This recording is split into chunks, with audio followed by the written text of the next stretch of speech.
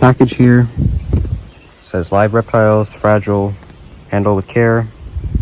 And this is, pretty sure it is my morning gecko order from Josh's Frogs. I've ordered from Josh's Frogs before and they are pretty good. Their stuff that they sell is pretty good. I've only had one death before from Josh's Frogs, and that was another morning gecko I ordered and it died. I want to say within 2 days of ordering it, but I'm pretty sure that was just maybe a gecko with not too great genetics. But everything else I've ordered from Josh's Frogs has been pretty great, and let's see how this goes. I'm gonna put this phone down real quick just to cut it open. By the way, all this stuff is just from me ripping off the billing information. This box was not damaged or bent at all when I got it, although I was a little bit annoyed at the mail person because I did see him kind of throw it up against the door, which was a little bit annoying because, you know, morning geckos are small and they're fragile. I'm gonna do this carefully real quick. Okay, gonna cut this from the side. Gotta get all this tape off. Okay, I'm just gonna hold this right here. There we go. All right, and we are open. Okay, that was not cool. I'm gonna maybe not do that there, like a not smart person. I'm just gonna put this on the chair. All right, cool. I'm not doing that again. That was way too close for comfort. All right.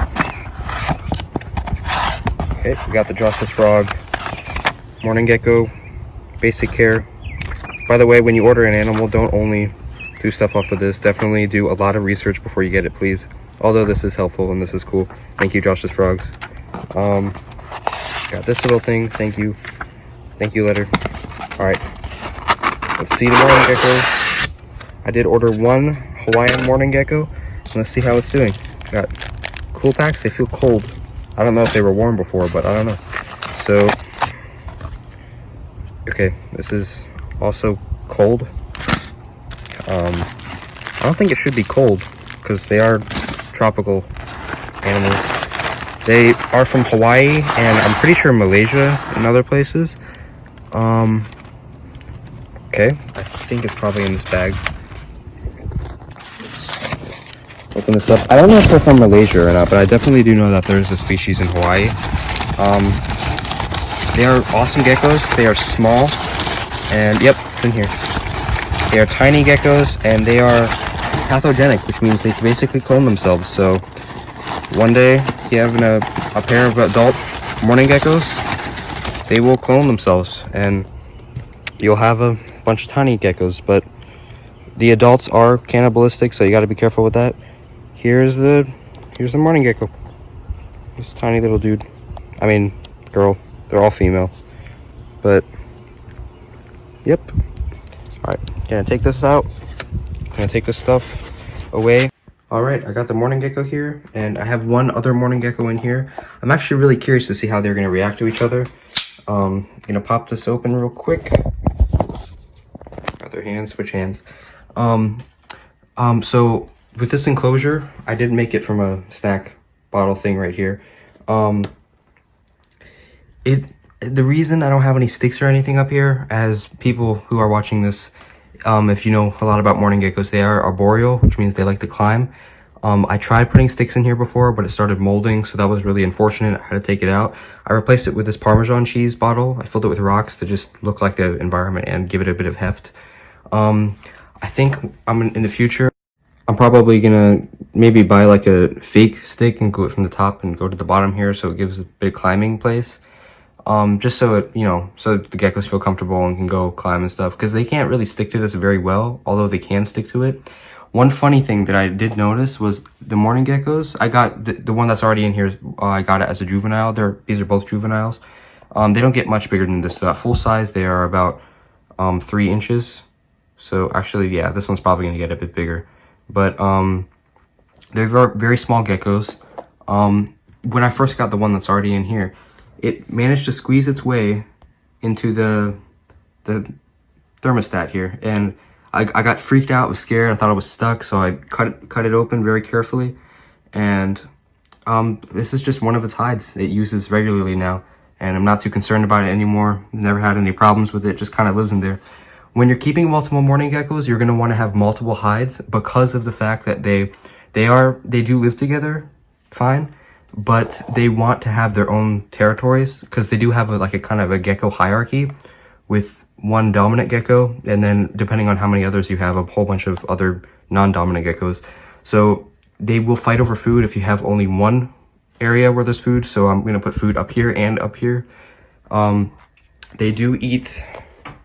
They eat crested gecko diet food, and they eat fruit flies and pinhead crickets. So I'll probably post a schedule for the feeding diet, but because I don't remember it off the top of my head, but I do have a picture of it. So yeah, but these geckos, they are communal, live together. They also, I've noticed they change shades. So throughout the day, it'll go from, they don't change color. Throughout the day, they go from like a light color to a darker color. Right now, this one is in a darker color. But yeah, they're very awesome, very cute geckos, and I'm excited to see how they do.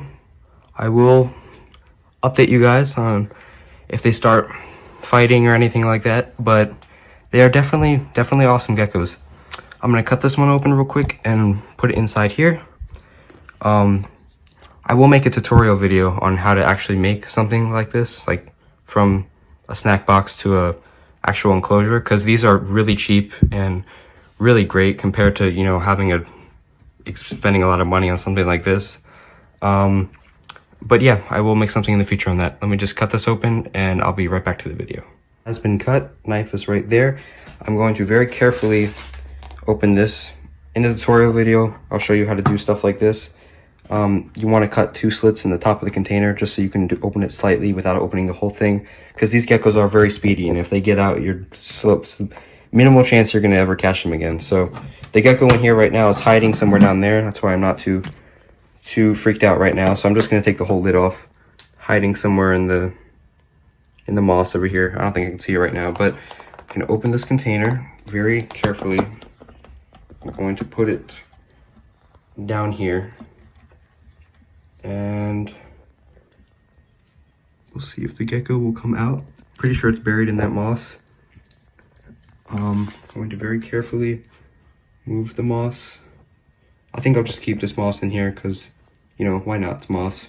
Unless it starts molding, then I'll have to redo this whole enclosure. That would be very terrible.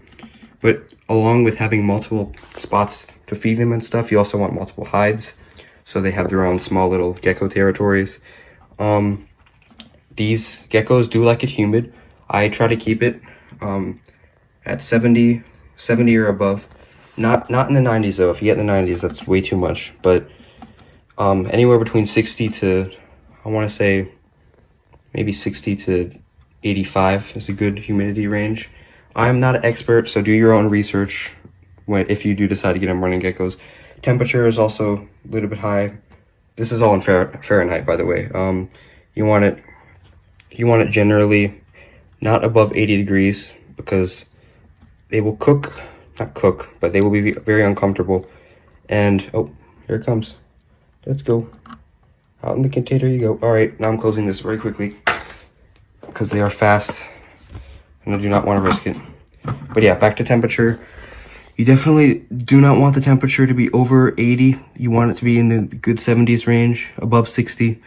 Above 60, not over 80. So it's a good rule of thumb. You want air ventilation holes all around the thing. I haven't done this yet because I didn't want to stress out the gecko, but I will do that in the future. I already put small holes up here. It's not really, probably going to change this top because it doesn't look too great, but you want air holes because if you don't, it will start molding. You want to be spraying often, or have a small water dish in there because these are small geckos and they will dehydrate very easily. But yeah, great species of geckos, great pet. Only thing is not good at handling, like at all, not even a little bit. These geckos are very fast, very speedy, and even if they do get used to you, the one that I had in here already, before this one came, has gotten used to me. It doesn't really freak out anymore when it sees me walk into the room, but definitely not for handling. Once you put your hand in there, they start freaking out super fast. They can climb walls, so if you handle them and they end up escaping, that's going to be the end of it. That would be terrible. So if you have these geckos, do not handle them. It's not worth it. Even though it is possible, it's not worth it if it gets lost. But yeah, I'll keep you guys updated. This gecko's pretty great. But yeah, the species is pretty great. There's different color morphs too. The Hawaiian color morph is very, very beautiful. Very beautiful color morph. Let me just give it a quick spray. Oh, there it is. Right there. The sticker part, I didn't take it off. I didn't want to risk it because last time I tried to do it, just smeared all over the whole thing and it was not a very great view. But yeah, I'll keep you guys updated and goodbye. Thanks for watching.